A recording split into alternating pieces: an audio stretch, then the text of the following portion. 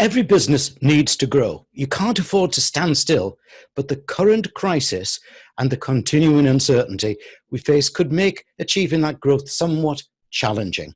I firmly believe in getting a little extra help. And I mean expert, not some vague freebie download. Make sure that you avoid those silly mistakes of doing that. So I'm delighted to have the opportunity of inviting you to meet the true expert. He's the founder of Eggcelerate.com, the B2B growth experts for British and Italian small businesses. Let's meet Buongiorno, Stefano. Good morning, Malcolm. Hey, good morning. Lovely to meet you. And obviously we're doing it at a social distance. You down near Arsenal's old ground and me up in Northumberland. So tell me about yourself and what Eggcelerate does. Sure. Malcolm, thanks for having me here today. If I had to define myself, I would say I'm an engineer by education, Right. a product manager by role, and then a growth expert by career. I have a background in B2B tech, where I pioneered the software as a service model. This probably gives away how old I am. And where it was an industry where, after the excitement of the early noughties, everything was about growing with scarce resources. Yeah. Being very action and delivery focused, data driven, and a bit of an efficiency geek, Right. I decided a few years ago to follow my passion and put my skills to help small tech B2B businesses. So that allowed me to have interesting experience in IT, technology manufacturing, drones, IoT, insurance, fintech, but possibly the most interesting project is one in immersive theater, which is, of course, pretty much impacted by the current pandemic. Yeah. So why I'm doing what I'm doing today? The point is that running a small business, whether that's an SME or a startup, however you call it, brings unique challenges. So your world moves really fast. Resources like time, skills, people, let alone budget, are always scarce. I used to joke that a butterfly flaps its wings in sales and your operation gets swept by a tornado. It doesn't really have to be that way. I'm generally convinced that with simple changes, you can take the pain out of managing a business and leave just the enjoyment. Excellent, so what Eggcelerate does is really helping CEOs and founders to connect thought and actions with a very down-to-earth, practical approach, while also leaving, of course, space for learning and adaptation, because small businesses cannot really afford to lock themselves in a room and think about strategy. So it's more a sort of learning by doing. I said we activate the strategy of B2B tech businesses. So to give you that idea that there is thoughts, but there is also a lot of actions. Excellent. So what we actually do, we have two, if you want, services. If you are the CEO of a small B2B business, maybe flatlining a bit, revenues are not growing as much as you wanted, we have a service called COO as a service, as in Chief Operating Officer as a service, to help you achieve focus and sustainable growth and bring your business back on track. Right.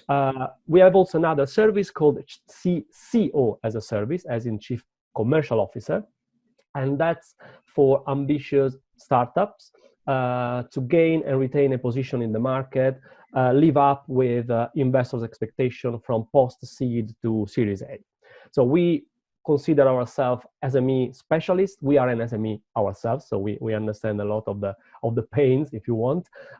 We aim at producing results in 2 quarters, so really as fast as we can, and to avoid our client the cost of traditional consulting or interim management. Excellent. Yeah. Okay. I understand about business growth because we participate ourselves, but my feeling is that there are too many pseudo experts out there, many who haven't been in business before, they haven't had the sleepless nights. Where are you different in your approach or your methods to helping businesses achieve growth? What's that we do? I understand CCO and that. Yeah. What is that real difference?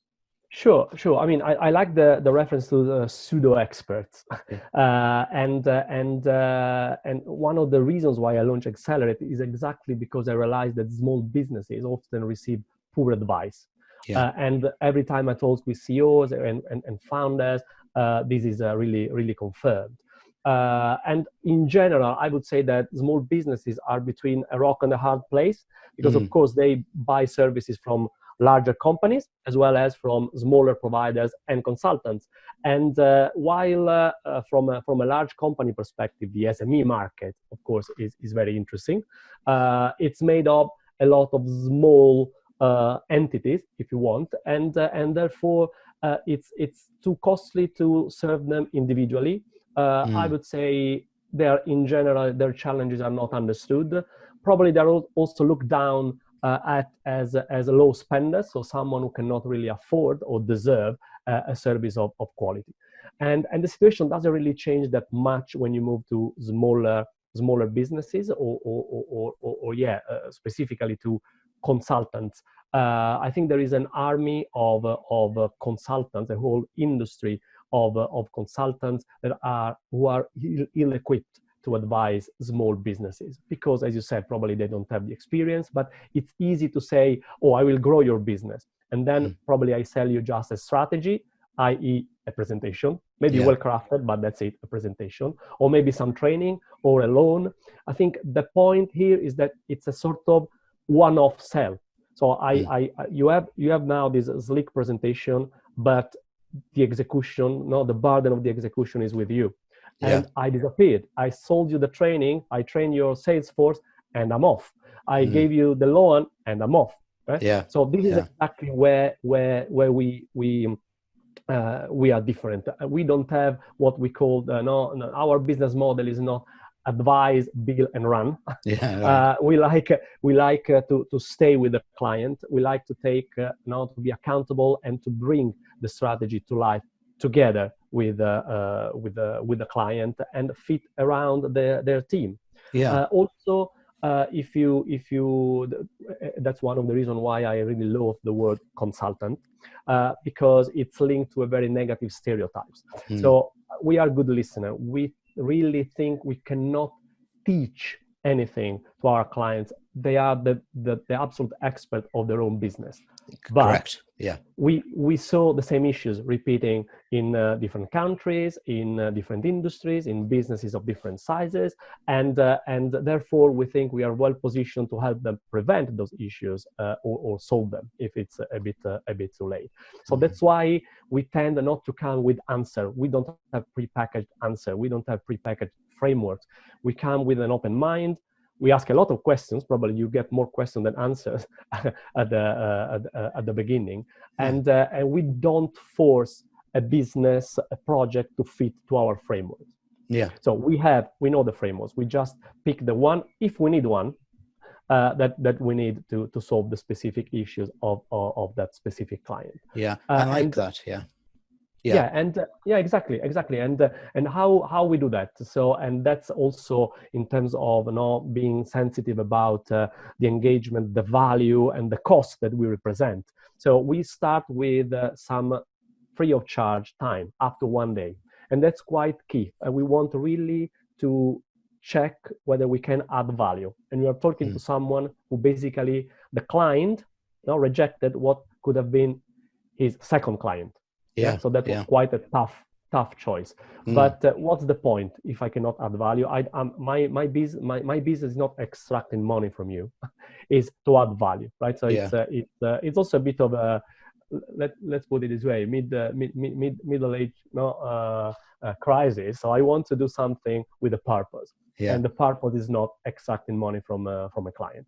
So that's also why we sell results, not timesheet. We rarely, unless asked, actually, we do not bill by the day, and we do not lock clients into long-term contracts. So I think these are the main traits that may make us different. I love all that. It's so correct as well. Your approach, and it must make MDs and CEOs think, which is important. Where do you see that small businesses and medium-sized businesses both blinker themselves about future growth opportunity. And why is that happening? Yeah, I think I mentioned earlier. Let's talk about. I'm more familiar, of course, with the S in the SME and the startup. That's a bit my no, no my reference. I mentioned earlier that they might feel neglected and badly served by large corporates, smaller providers, and even other consultants. But at the same time, I think there is a bit of a self-limiting inner voice. So if I look at large corporates, they are only bureaucracies. There's nothing good there. If I look at consultants, fluffy MBAs, framework, very expensive. I cannot afford. No, I'm busy. I'm caught in my day by day, cash in, cash out. I'm bombarded with buzzwords, artificial intelligence, digital transformation, three-letter acronyms if we talk about marketing, SEO, PPC. These all require specialist skills, right? So I don't have the time or the headspace to look at the bigger picture. So our point is, and our mission, if you want, is really to address that. We think that we can bring the discipline of large corporate to small businesses without getting into bureaucratic frameworks and overhead. And having worked in large corporates, I think I know where to stop. We also think we can now bring the bite-sized frameworks. The MBA frameworks are not that fluffy if you adapt them and use them and focus on results. If if your objective are the results and not the slick presentation, you find a way to you only use what you need the way you need it, and so we focus on these achieving results and achieve them fast. So I think there is this double. On one hand, there is this gap, and at times there is this inner voice, I call it, when I say, I cannot afford that service, or it's useless because it's just bureaucracy. While there is some good that you can take and adapt to your business, and that's exactly where we position ourselves. Excellent. Now, so do you think, I'm going to borrow a phrase that you've just used there, do you think that CEOs, MDs, business leaders understand or have bought into digital transformation? And if not, why not? Well, I think there is I have to say that probably the UK SME are better positioned than their European counterparts. I think there is a German bank. I can send you the link afterwards, and they recently published a survey, and the survey showed that basically the UK SMEs are ahead in terms of digital transformation compared to the European counterparts. So just to give you an example, digital technology, we talk about cloud computing, big data, and AI. Like almost 60% of companies adopted cloud computing, but less than 30% have some AI-based technology. But probably the concerning thing is that only 40% say that digital transformation is their priority. Right? So I think there is a matter of technological maturity. So I'm not surprised that cloud computing is more adopted than AI. But I think in general that the problem with digital transformation is that is not framed in the right way. It's something, let's say, I'm an engineer, so I can say bad things about engineers, right? So, okay. But if we start with the technology, digital transformation cannot be about the technology. Otherwise, and it's, I think what it is today is a synonymous of a large IT project. A large IT project is like throwing a stone. You know where it starts, you never know where it ends and when. So I think the point is, and why we are missing opportunity on digital transformation, is that we should start more with the business goal in mind and look at all those as tools, so a means to an end. They are not ends themselves. So where is the pain? Where is the opportunity? Do you want to reduce the time to serve each client? Do you want to handle office tasks faster? Do you want to communicate better with your mobile workforce? So there are specific problems that you have to solve without having a big bang approach. You can just solve that.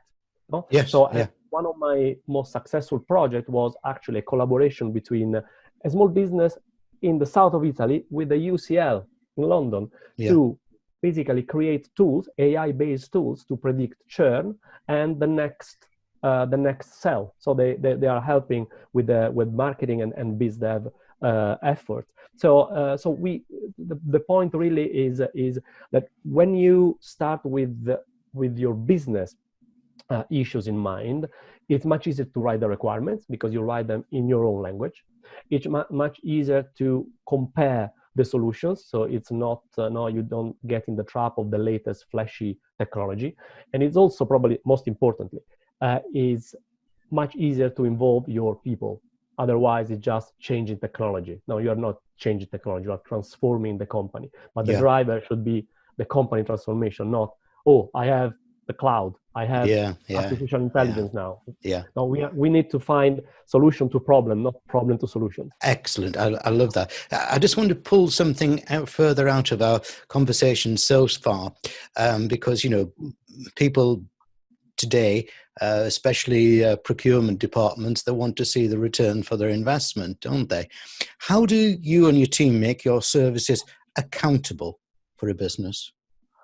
Yes. So if you look at our strapline, no, think, commit, grow. I think we talk about thinking. That's now on the logo. We talk about now commit. No. So I mentioned some of our differentiators earlier, and that's not just a matter of committing time and energy. So we don't sell timesheets. It's a nice slogan, but it's much more than that for us. So we don't. You won't get a daily rate from Eggcelerate. We agree on what you need. You say, I don't know, I need the commercial strategy. Yeah. First, I need to understand what you mean with commercial strategy. So we need to have a common understanding of what the deliverable is, what's your timeline, and what's the price. You get the price for the deliverable. I'm with you. Yeah? So it's like when you go to a restaurant, you don't care how much the ingredients were paid. No. You don't care how much time the chef took to prepare your dish. You just want to enjoy your dish and the experience. Yes. So you pay for the outcome. You don't pay for the input. My time is the input now, and of course, my creativity is not a linear function of time. So I would say it's unfair to make you pay a minute always the same. Right. But also it might make I'm happier to work on a result rather than I want you to rest assured that I'm not making the clock ticking so I can bill you more. Yeah. That's exactly why. So even I made an example of a commercial strategy. First, you usually would get a strategy and an implementation plan. There's always something really connected to reality. Second, there are other type of engagement, maybe longer term. In that case, yes, there might be a retainer. We rarely actually work full time for a client, but even with the retainer, it's probably lower than the average, but there is something related to results, be that revenues, EBITDA increase, or whatever is objectively measurable. But the spirit of all this is that I want my clients to know that my interests and theirs are aligned. Yeah. I want them to work with me, not just because they need a consultant, but because they like working with me and I like working with them. So excellent. It's really, it should be, given that there is ROI, we also need to like each other. I love that. I love your refreshing approach, and I love your restaurant analogy. I'll use that when the restaurants reopen. We're in this strange, uncertain times, but what are the three key business growth or business change activities that businesses should focus upon now to ensure bounce back, but more importantly, I would say bounce ahead? Yes. So in the past few years, how many times we heard the statement, the level of uncertainty we are experiencing today is unprecedented. Yes. And then that increases and increases and increases, right? So this is something, it's obvious we need to live with. What I am doing as a small business and what I'm advising my client to do in this time is really three things. The first one is focus, I would say, relentlessly on cash generating activity. So if for any reason, pandemic, your client is closed, no, you don't work on their order because they're not bringing cash soon. So prioritize and be really merciless in deciding those priorities. However, these three things, I'm about to say three things that are a bit in tension. So the second is don't stop your thinking process. I mean, it's probably the right time now to reassess your strategy, your proposition. Do you know who your buyers are? Are you following them along their buyer journey? So it's also a way to keep your staff at work and without thinking about the concern of what's going on. And the third one, and this relates again probably to the a bit I put a bit of emotions here and there in this interview, but you need to build an ecosystem, and that's with clients, suppliers, and your staff. You need to talk to your clients. This is what we did with one of my clients. They write to their clients saying, we know the situation is difficult, but if we stop the cash, we bring the supply chain to a halt, and that's the problem. So please pay us and pay us on time, as they did with their suppliers. They made a commitment to pay the suppliers on time. They made a commitment to use furlough as less as possible. So of course, I know it's difficult. You need to be in control of your cash, but once you have that, you can make all these decisions properly and at the right time. Because, for example, if you are a manufacturer, you probably buy in China. You had first a supply side shock, and now the wave is moving to the West. So if you're selling in Brazil, probably you have now a demand side shock. So you need to sort of arbitrage that and be ready. It's not easy, but I think the key is knowing your cash flow. I think one thing I would say not to do is do not stand still. Never stand still. I don't know if you know the paradox of the Buridan's donkey. I say donkey because I cannot say us in a video, right? No. You just have. But the point is, if you know is a sort of philosophical paradox. If you have a donkey who is hungry and thirsty and equally distant from a stack of hay and a bucket of water, the paradox says that donkey would die of hunger and thirst because it wouldn't be able to make a rational decision on whether to drink first or eat first. So of course, in face of uncertainty, standing still is like being that donkey. So make a decision. We all know that we all make decision on a limited set, on a limited knowledge. But I think standing still is probably the worst mistake. I totally agree, because you don't ever stand still. You borrowed money and goodness knows what else. But I also like your importance there of paying your suppliers, because they will remember you afterwards, and you'll get priority. Let's start talking about bounce ahead and everything. Do you think that UK businesses are too soft in their marketing and lack the link of marketing and sales to generate results, which happens a lot in the US? Are we competitive enough for overseas expansion? Yeah, I think I would, if you don't mind, put this under a slightly different perspective, because when you talk about business expansion abroad, you always talk about a specific business competing in a specific market. Now, that market could be, it's a combination of geography, industry, and segment. And so I wouldn't say there is it's an issue if there is one of the UK as a country or as a system.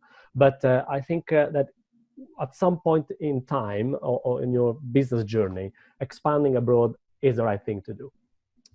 But of course, there are significant risks. You can overreach, overspend. Local market dynamics might be unknown. There might be logistical issues, language barriers, regulatory barriers, a number of things. But so I would say the first thing to do is choose carefully your market. So do some research, follow the demand. I would say if we think, we speak English, so let's go to English-speaking countries. I think the tail is wagging the dog. So let's go where the demand is. Let's talk to potential customers there. Let's attend industry events. And then, of course, let's put on in the picture. So is it better to go for an English-speaking country? Is time zone important? Is proximity important? So why US and not Brazil? They are on the same time zone. Why, I don't know, Germany and not South Africa? No, language proximity. So I think we need. I think that there should be an assessment of demand, an assessment of the opportunity, Yes, totally. rather than a sort of asset base. So I can speak English, or I can speak it. Well, if you can speak it's only Italian, there's not much. But I mean, if it's asset based, you are limiting your opportunities. And then, of course, there are other steps to follow. No, fine tune your proposition. You cannot reach everything everywhere. You need to make your pick, choose your industries or your segment, be very narrow maybe at the beginning with your proposition, very specific. I'm a fan of focus because we are talking about small businesses, so the resources need to be focused at all time. Another thing, avoid the currency conversion trap. If it costs £1 here, I will price 115 euros there, or I don't know. No, that's not think about the value, think about the local competition. This is really one of the traps. And then you can structure your go-to-market strategy. And you don't have, today, you can buy everything, more or less everything, as you go, right? So you don't have to rent an expensive office in New York, there are companies offering a service whereby they white label your sales force. So they are already there, you can pay them and not to gauge the market, and it's easy to exit if things do not work very well. So really, you don't have to overinvest at the beginning. And then I would say from a commercial perspective, rather than talking about mass market, go and target the big fish, because you would be the challenger in that market. So you would need to be maybe competitive under a number of perspectives, not just price. But once you have one or two big fish, those on one hand are your cushion, so they could make your business there profitable, and on the other are good references, so you can at that point expand and strengthen your position. Of course, at some point you might have to hire native speaker locally and all that, but you can do this really in steps. So I don't know if you agree, but I would say it's whatever country you're coming from and whatever country you are targeting. I think there are these general issues that need to be solved first. Brilliant advice. What trends do you see in marketing, communications, technology that SMEs now need to be embracing if they continue to grow? I mean, again, I think I will touch again on the point of the tail wagging the dog, because marketing can really be your best friend, or if you don't manage it well, your worst enemy. Because today you can buy inexpensive tools and pay just a fee a month, but then you buy one and another one and another one, you may end up paying a lot and realize that when it's too late and you didn't achieve much.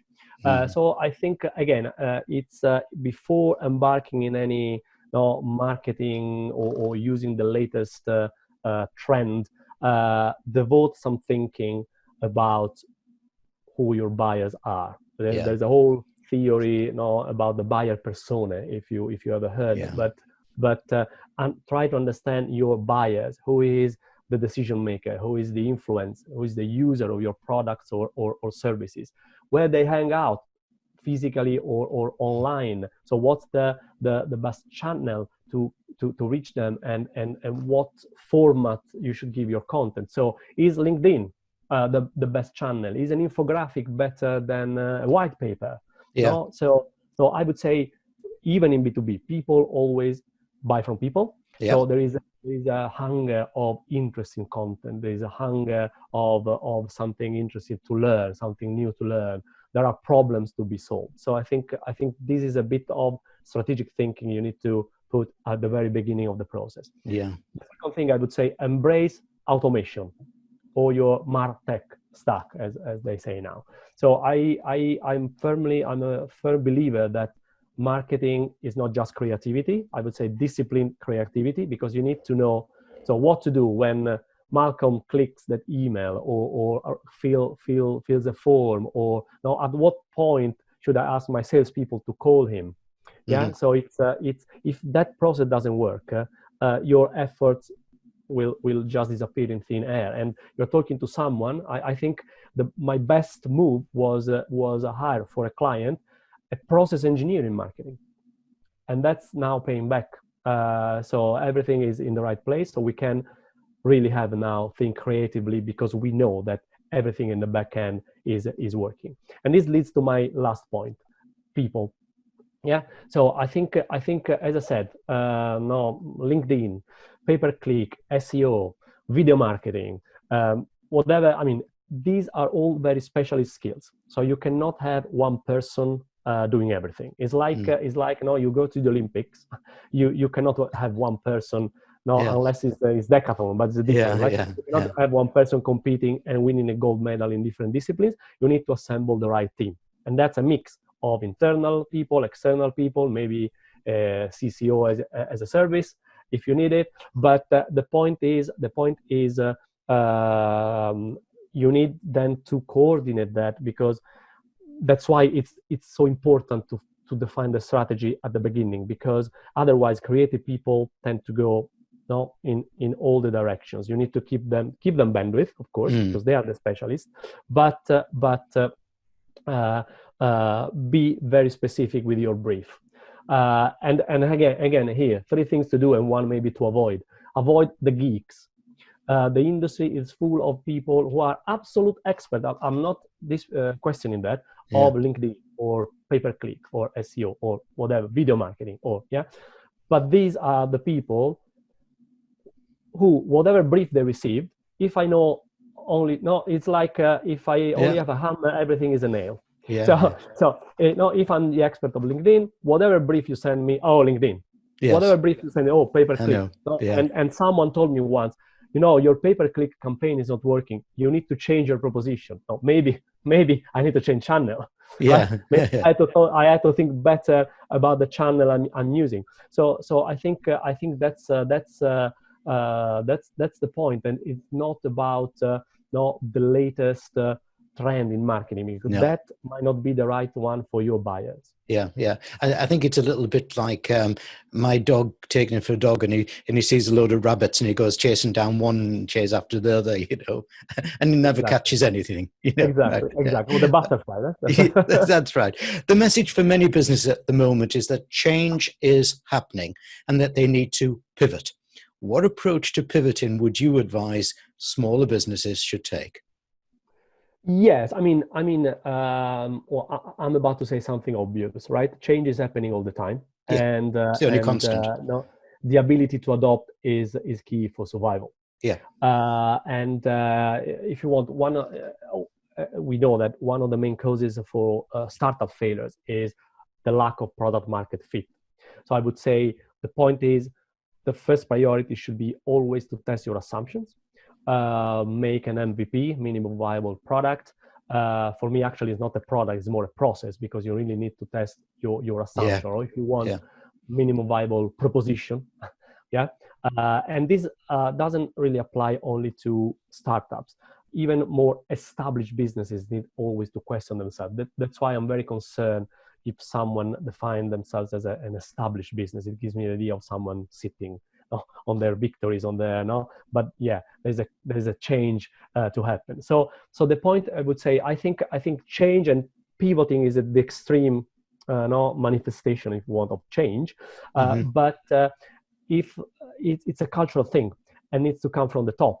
So if the CEO is not ready to embrace change will not happen. You're correct. And of course, if he is, but he doesn't have, or she, of course, doesn't have the people ready to follow them, that change won't happen. So I would say what I'm suggesting, and I'm helping structuring the hiring process in a way that you can hire specialized generalists. someone who is very good at something, but in case of change is ready to follow. So Yeah. are you, no, the question is, are you testing your hires when you hire people? Are you selecting on the base of potential and no, adaptation to change?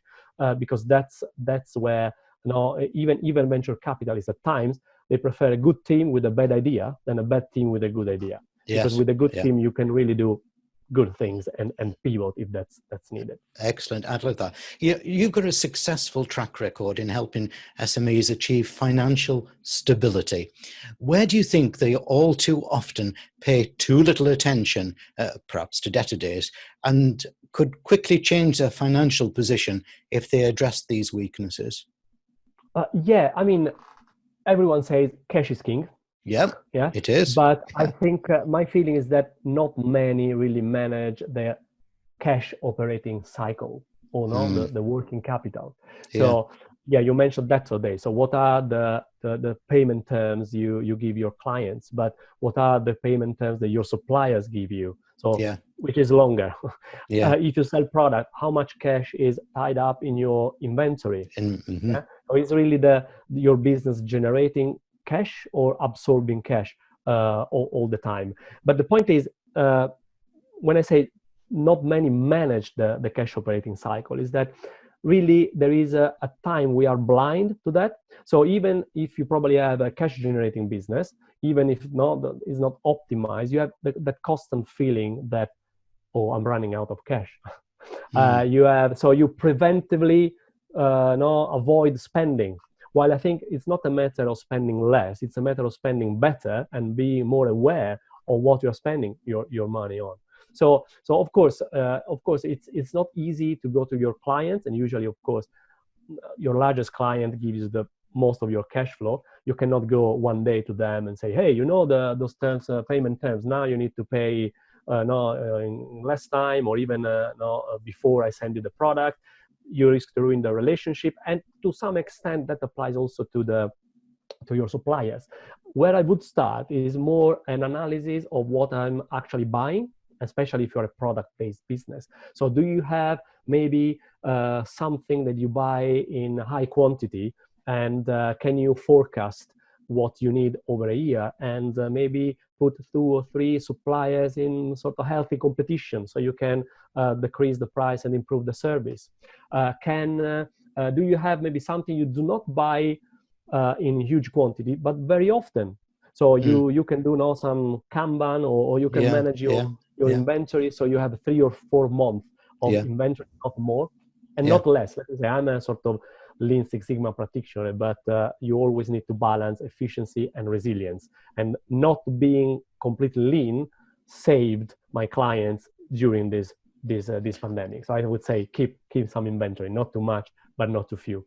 So in this way, you can really start saving a bit on cost. You can free some cash flow, and maybe that's the basis. You can start also talking to your client, but I would say if you start with with what you control the most, i.e., your purchases, then you can already have some interesting results without risking to ruin important relationship with your largest client. Excellent, excellent. During periods such as lockdown and other challenges, I suggest that businesses need to maintain or even increase their visibility. Now, here at BizVision, we're trying to help with our collection of high-profile Meet the Leader interviews like this one. What else can small businesses do to keep themselves visible? Sure. Well, thanks for considering me a high-profile leader. So Yes, well, you are, without a doubt, without a doubt. This is, however, I'm really enjoying this today, and thanks for that. I think we talk about the 3 things to do and 1 thing not to do during this time. Yeah. So we talk about avoid standing still, concentrate on cash generating activity, do some thinking, create an ecosystem. The next thing, of course, is be visible in that ecosystem, and so do not stop your marketing, but do that in an intelligent way. So I'm more in. I'm not an online business. Many of my clients are not online businesses. So what I'm doing, and I'm advising them to do, is ask the salespeople to make that 1 more call. Just to ask, how are you? Yeah. Just ask how are going things. So there is much more than business, no, than cold business behind, and this will pay back, will give then emotional resilience, and you will see the benefits when this will be over. That's a brilliant idea. Now, this next question is what I've been looking forward to, because I have a love of Italy. I'm fascinated by the success you've had in straddling your business service delivery between the UK and Italy. What opportunities are there in Italy for UK SMEs? Is it an easy market to access? And will it be different after Brexit? Well, so we talk about expanding abroad. I think as a general point, that's Italy just another international market and should be treated as such. Is there an opportunity? Can you fine tune your proposition and so on and so forth? However, well, I know Italy for obvious reason a bit better probably than other markets, and I think there are significant cultural and language challenges, right? So you might need a sort of someone able to mediate to address that market. And Brexit is of course a great question mark. We don't know yet what form, what shape it will take. But that's why I think it should be considered in a very pragmatic way, right?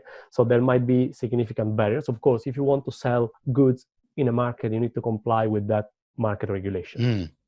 There might be trade barriers. We don't know. There might be non-regulatory, non-trade barriers. So like, I don't know, if you want to expand to Italy or to Lithuania or to any other market, you might be, by regulation forced to speak the local language, to have someone speaking the local language. And that's a barrier by definition, right?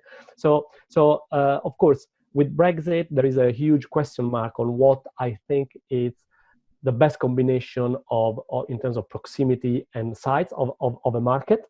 But I think, again, that brilliant businesses may succeed everywhere. So I think it's a matter of structuring your plan and your strategy in the right way. Excellent. I want to tap into your thoughts on personal business growth now and leadership. What challenges had you to overcome to get Eggcelerate established and achieve its success? Well, Eggcelerate is a small business. So as you can imagine, establishing a business from scratch, gaining credibility, keeping momentum. I had my sleepless nights about cash flow myself, clients deferring payments. I must confess, at some point I had £2 on my right. bank account. I couldn't afford the tube ride, right? Yeah. But I would say that was also calculated. That happened right before the holidays, and I had some payment lined up afterwards. So but nevertheless, I mean, I had my sleepless night, and I have a few here, and a few of them are great. Mine's a dint in there, yes. But how can I say? Those are challenges that I somehow expected. No, they are business related. And what probably is a surprise and I didn't expect is that feeling of loneliness that at times you have. So you are out there with your business and you need to take care of yourself and of your business. Yeah. So that's it. So that's why I highlighted a bit the emotional strength of an ecosystem. So build that, and that will help you in those sort of dark moments that will happen anyway. I had a couple of wobbles, but that happen. Those happen every time. My wobbles are more than leaning Tower of Pisa, At times they are, yeah. Yeah. So, given hindsight, what would you have done different to achieve faster success?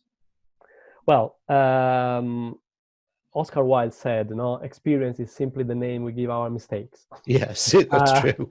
So I would say if I had the benefit of hindsight and the power to change my decision, I would have probably launched my business a bit earlier because I think I sat in my comfort zone for too long. Okay. On the entrepreneurial experience itself, I would probably be fairer to myself, take more me time. No, this is my rule number one. the superhero reality check. Yeah. We are not Superman, we are not Wonder Woman, and we cannot do everything in one day. No. Although we know it's our passion, but we can't. We simply can't. And to this, the other thing I would say is outsource earlier non-core activity. I mean, it took me probably more than a year to outsource my bookkeeping to an accountant. That was a mistake. Yeah. So I mean, there is no substitute for specialist experts, especially if they save you time. No, so I would say outsource as early as you can. I made mistakes. I have some scars, some gray hair, but I wear them with pride. I think they allow me to understand better my clients, and maybe help them more. Yeah. Yeah, I think that's totally true. So give me 3 tips that you would give entrepreneurs thinking of fast growth expansion. Just 3 tips. Sure. Well, we sort of touched already on those 3. First, I would say my rule number 1, the superhero reality check. Yeah. So the days are not 6 a.m. to 11 p.m. No, they could be more human. Yeah. Don't be too harsh on yourself. Life is not all about work. Even again, if this is your life, it's so intertwined with your life, is your passion, but that would take a toll. Mm-hmm. The second, let me restate the importance of the ecosystem, where you can rely upon which you can rely for both business and sort of emotional type of things, and outsource as early as possible non-core activities. And the third one, this is where you really need to be merciless, is focus.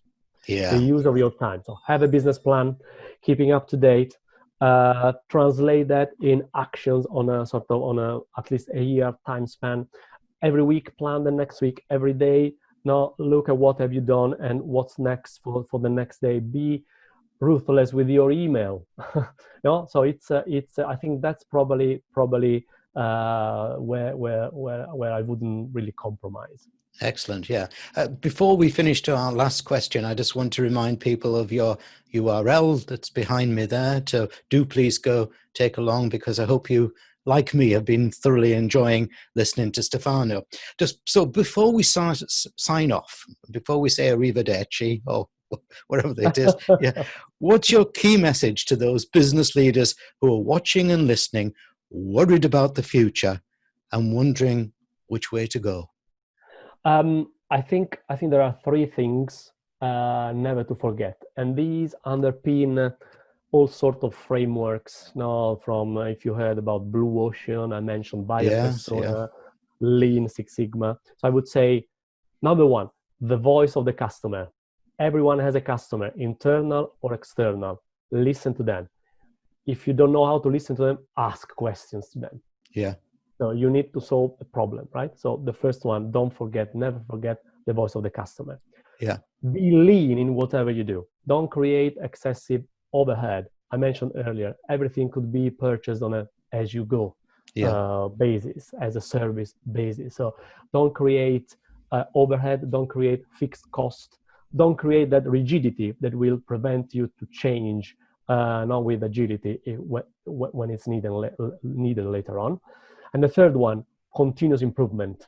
You will never be an established business. No. The moment you consider yourself an established business is the beginning of the end. Yeah. So think about how to improve, how to streamline processes, how to spend in a different way. And I genuinely think if you have these 3 things, this is a powerful mix that will make any business unique.